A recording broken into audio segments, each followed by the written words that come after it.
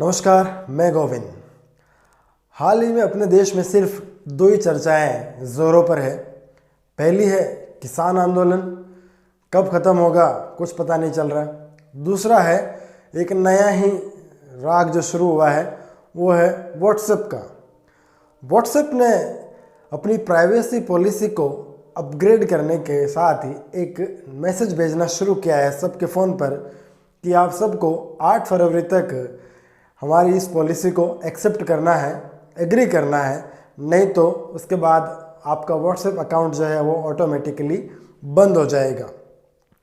तो सब लोग जो है वो चिंता में पड़ गए कि आखिर ये मैसेज है क्या। मेरे एक मित्र ने मुझसे पूछा अब हमारे डेटा का क्या होगा, जबकि दोस्तों मेरे वो मित्र जो है वो व्हाट्सएप सिर्फ अपने डिपार्टमेंटल जो मैसेज आते हैं उनको देखने के लिए और उनको भेजने के लिए काम में लेते हैं। इसके अलावा व्हाट्सएप पर उनका कोई उपयोग नहीं करते वो। उसके बावजूद भी उनके मन में ये शंका, ये डर है कि अब हमारे डेटा का क्या होगा। तो उन्होंने मुझसे पूछा कि अब हमें क्या करना चाहिए। तो ऐसी चिंताएं हम सब के लगभग पूरे इंडिया में सबके दिमाग में चल रही है कि अब हमारे डेटा का क्या होगा, अब हमारी प्राइवेसी का क्या होगा। तो व्हाट्सएप ने तो अपनी पॉलिसी क्लियर कर दी है कि आपको एग्री करना है और नहीं करना है तो आपको व्हाट्सएप छोड़ना पड़ेगा। तो ये जो डिजिटल दादागिरी है, आपने डिजिटल बैंकिंग सुना होगा, है ना, लेकिन अभी यहाँ पे डिजिटल दादागिरी, डिजिटल डकैती, यानी हमारा जो डेटा है उसके ऊपर व्हाट्सएप की नज़र है ताकि वो उसको एक्सेस करके, उसका यूज़ करके उससे भी पैसे बना सके।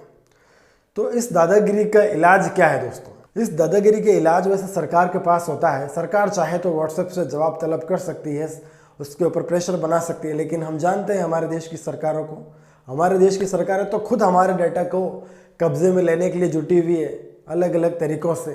वो तो खुद चाहती है कि उनके पास डाटा आ जाए, है ना, ताकि वो अपने अकॉर्डिंग सब पूरी जनता को चला सके। तो इसमें हम क्या कर सकते हैं? अब कई लोग जो है व्हाट्सएप से स्विच करके दूसरे ऐप पर जा रहे हैं। तो हम अगर ये देखें कि ऐसे कौन कौन से ऐप हैं जो व्हाट्सएप को छोड़ने के बाद हमारे काम आ सकते हैं, वैसा ही यूज़ जैसा हम व्हाट्सएप पे करते हैं, व्हाट्सएप का करते हैं, वैसा उनका भी कर सकें। लेकिन व्हाट्सएप को छोड़ने के बाद ऐसा कौन सा ऐप है जो हमें हमारी प्राइवेसी की सुरक्षा देता है, हमारे डाटा को सिक्योर करता है? इस दौड़ पे 2 ऐप है, सिग्नल और टेलीग्राम। सिग्नल ने तो आजकल प्ले स्टोर पे धूम मचा रखी है, वो सबसे ज़्यादा डाउनलोड किया जाने वाला ऐप भी बन गया है। तो इस सिग्नल ऐप के बारे में जानते हैं कि ये क्या है और इसकी क्या क्या फीचर्स हैं। तो दोस्तों सिग्नल की जो खूबियाँ हैं जो इसे व्हाट्सएप से बेहतर बनाती है, और व्हाट्सएप को छोड़ने के बाद हम वैसे ही अपनी चैटिंग और अपनी कॉलिंग और वीडियो कॉलिंग कर सकते हैं जैसा हम व्हाट्सएप पे करते हैं। दोस्तों सिग्नल ऐप जो है वो यूज़र्स से अपना पर्सनल डेटा नहीं मांगता जो कि व्हाट्सएप मांगता है। ये व्हाट्सएप की तुलना में बेटर है। दूसरा फ़ायदा ये है कि सिग्नल हमारी जो चैट है उसको क्लाउड पर सेव नहीं करता। ये डेटा हमारे फ़ोन में ही रहता है, यानी इसको कोई और भी एक्सेस बाद में भी नहीं कर सकता। सिग्नल ऐप का एक यूनिक फीचर ये भी है कि इसमें डेटा लिंक्ड टू यू एक फीचर है जिसके तहत हमारा जो चैट है, हमारी जो चैट है उसका स्क्रीनशॉट कोई भी नहीं ले सकता, जबकि व्हाट्सएप में ये लोग स्क्रीनशॉट ले सकते हैं। इस रूप में भी सिग्नल जो है व्हाट्सएप से बेटर है। व्हाट्सएप ने हाल ही में जो डिसअपीयरिंग मैसेज की जो सेवा शुरू करी थी वो सिग्नल में पहले से मौजूद है, यानी कि इसमें कुछ टाइम लिमिट के बाद अपने द्वारा भेजे गए जो मैसेजेस हैं वो ऑटोमेटिकली डिलीट हो जाते हैं।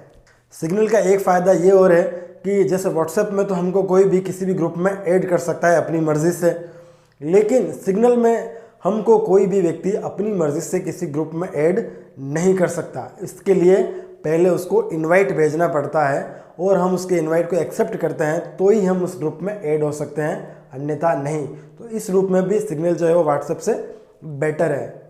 इसके अलावा सिग्नल की जो सबसे अच्छी बात है वो ये है कि इसकी जो वॉइस कॉलिंग सेवा है वो बहुत ही सिक्योर है। इसमें वॉइस कॉलिंग जो है वो सर्वर से ठीक उसी प्रकार से रिले होती है जैसे VPN से होती है। इसके द्वारा हमारा जो IP एड्रेस है वो अगले को पता नहीं चल पाता है। तो ये बहुत ही सुरक्षित वॉइस कॉलिंग का फीचर इसमें दिया गया है, ये व्हाट्सएप में नहीं है दोस्तों।